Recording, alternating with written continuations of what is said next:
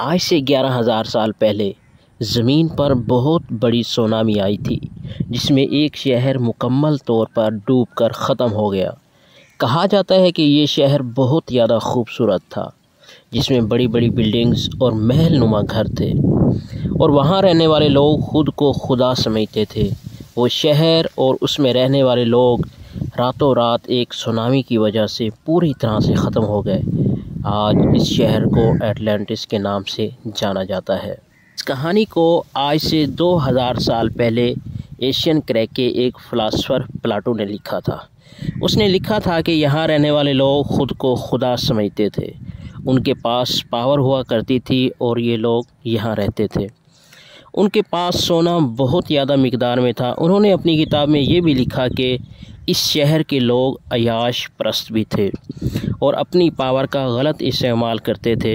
इसी वजह से उन पर ऐसा अज़ाब आया जिसकी वजह से उनका नामो निशान दुनिया से ख़त्म हो गया। 2000 साल पहले लिखी जाने वाली ये कहानी एक मिस्ट्री बन चुकी है। इस कहानी पर यकीन करते हुए कई लोगों का कहना है कि ये शहर समंदर के किसी हिस्से में डूबा हुआ है। आज भी इसके सबूत वहाँ मौजूद हो सकते हैं, लेकिन यहाँ सोचने वाली बात यह है कि इतनी बड़ी सिविलाइजेशन रातों रात कहाँ गायब हो गई और वो दुनिया का कौन सा हिस्सा है। उनमें से एक हिस्सा जापान के एक आइलैंड के पास मौजूद है, जिसे यंगूनी कहा जाता है। यहाँ पर मौजूद समंदर के पानी न सिर्फ खौफनाक हैं, बल्कि यहाँ पर बड़े बड़े तूफ़ान भी आते हैं और यहाँ पर बहुत ख़तरनाक शार्क्स भी मौजूद हैं। एक ड्राइवर जिसका नाम किचारो अरेटगी था, उसने अपनी जान की परवाह किए बगैर इस जगह सफ़र किया। ड्राइवर का कहना था कि जब मैं पानी के अंदर गया तो मैंने सतह पर अजीबो-गरीब स्ट्रक्चर देखा। पहले तो उस आदमी ने समझा ये सब नॉर्मल पत्थर के पहाड़ हैं, लेकिन थोड़ी देर बाद उसने इस स्ट्रक्चर के साथ सीढ़ियों जैसे स्टेप्स देखे। ड्राइवर को ये समझ नहीं आ रही थी, अगर ये कुदरती पहाड़ है तो इसमें स्टेप्स क्यों बने हुए हैं। तो ड्राइवर उस जगह को मज़ीद देखने के लिए नीचे गया तो उसने एक ऐसी चीज़ देखी जिस पर यकीन करना बहुत ज़्यादा मुश्किल था।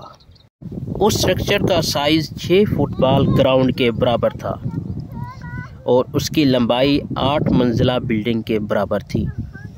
अजीबो-गरीब स्ट्रक्चर के नीचे से लेकर ऊपर तक सीढ़ियां बनी हुई थीं और उसकी हर साइड एक ख़ास पैटर्न सा बना हुआ था। ये सब देखने के बाद एक बात तो क्लियर हो गई कि समंदर के अंदर मौजूद ये स्ट्रक्चर कुदरती तौर पर नहीं था। अब सवाल ये है कि आखिर ये चीज़ क्या है। जब साइंसदानों को इस बारे में पता चला तो उन्होंने कहा कि हम डाइविंग के ज़रिए इस स्ट्रक्चर के बारे में नहीं जान सकते, क्योंकि ये वक्त है टेक्नोलॉजी इस्तेमाल करने का। सोनार एक ऐसी डिवाइस है जिसको जब पानी में डाला जाता है तो एक ख़ास किस्म की साउंड वेव्स को खारिज करती हैं। ये वेव्स समंदर में मौजूद मुख्तलिफ़ चीज़ों से टकरा कर रिफ़्लेक्ट होती हैं। फिर रिफ़्लेक्ट होने वाली वेव्स को स्टडी किया जाता है, जिसके बाद कंप्यूटर से एक 3D मैप बनाया जाता है। सोनार स्कैनिंग टीम इस आइलैंड के करीब पहुंची तो उन्होंने इस एरिया को अच्छी तरह स्कैन किया। जब स्कैन का 3D मॉडल बनाया गया तो हर चीज़ खुलकर साइंसदानों के सामने आ गई। हज़ारों सालों के बाद जब इस स्ट्रक्चर को पहली बार 3D मॉडल में बिल्कुल क्लियर देखा जा रहा था। असल में ये एक स्ट्रक्चर शानदार महल था। ये एक बहुत बड़ी डिस्कवरी थी जिसने पूरी दुनिया में तहलका मचा दिया। हर कोई इस स्ट्रक्चर को देखने के लिए इस आइलैंड की तरफ पहुंच रहा था, जिनमें एक मरीज साइंसदान और एक फैसल मारी भी शामिल थे। जब उन्होंने इस स्ट्रक्चर को देखा तो उनका कहना था कि इसमें कोई शक नहीं है कि ये इंसानों का बनाया हुआ स्ट्रक्चर है, क्योंकि इसमें कुछ ऐसी चीज़ें भी थी जिससे ये साबित हो रहा था कि हज़ारों साल पहले जब ये स्ट्रक्चर पानी से बाहर हुआ करता था तो ये एक सिविलाइजेशन के इस्तेमाल में था। इस स्ट्रक्चर में एक अंदर जाने का टनल भी बना हुआ था, जो शायद उसके अंदर जाने का मेन दरवाज़ा था या उसके अंदर जाने का प्रॉपर रास्ता बनाया हुआ था। ये सीढ़ियाँ उस महल की छत तक जा रही थी और उसकी छत पर टेरेस भी बने हुए थे। जी हाँ, यहाँ ट्रायंगल शेप का एक पूल भी बना हुआ था। यहाँ लोग नहाने के बाद सूरज की रोशनी लेने के लिए बैठते होंगे। ये टेरेस इतने बड़े हैं कि यहाँ एक वक्त में हज़ारों लोग खड़े हो सकते हैं। यानी इस स्ट्रक्चर में जाने का रास्ता भी था, टेरेस भी थी और टेरेस के साथ साथ एक पूल भी बना हुआ था। ये सारी चीज़ें उस साइंसदान को ये इशारा दे रही थी कि स्ट्रक्चर किसी दौर में यहाँ रहने वाली सिविलाइजेशन के लिए कैस्टल हुआ करता था।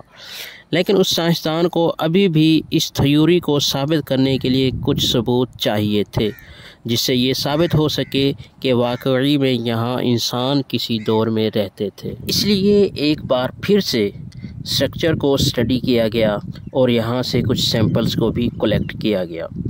इसमें एक चीज़ बहुत ज़्यादा अजीबोगरीब थी कि इस स्ट्रक्चर में मिलने वाले पत्थर पर कुछ सैंपल बना हुआ था और इस पत्थर पर 2 सुराख भी थे, जिस पर उस साइंसदान ने कहा कि शायद वो लोग इस पत्थर को उंगलियों से पकड़ते होंगे और शायद इस पत्थर का उस दौर में कोई ख़ास मकसद होगा।